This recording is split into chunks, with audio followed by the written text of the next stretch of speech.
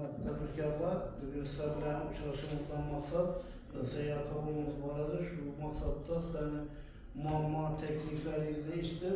Şu anca bir karakter. Bildiğine ruhat var ki şu ruhat boşa başlasak muammalarınız olsa işleriniz teknikleriniz olsa Cevşit Baycan Elçisi. Selamünaleyküm. Ben işte çarşamba sorduğum az olsa 30 milyon kredi alacak yani. Ali Zaber dizim belki. Alizabel mi? Ali Zaber'e olsanız görüp çıkmayacağım bir hareket edersiniz. Buldu rahman çiğ olmayalım.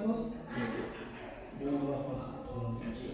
İnsan acayip kaçar Allah'ım. Çaba sorduğum aşıdan 100 milyon kredi vereceğiz.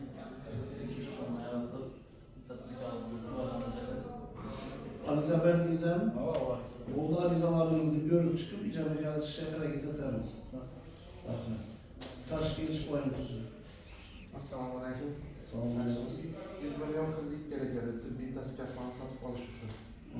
Bu hemen yardım verişinizi soruyorum. Buldu Ali Zaber dizem. Ali Zaber evladı. Ali Zaber'e olsanız görüp çıkmayacağım bir hareket edersiniz. O gün arzuları şey yapamaz. Rahman oldu. Rahim Ovşar Kurulu'na koyuldu.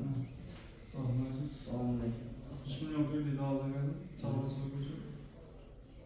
Namı çabası uçuşur mu? İki işi bu, onu teşkil eder. 3.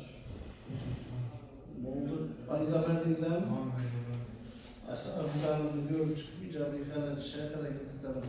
Başka muamma teklif var mı? Yok. Esa hemenize geç taraflar. Hemen izahınızı görüp çıkmayacağım bir hareket ederim. Geç taraf.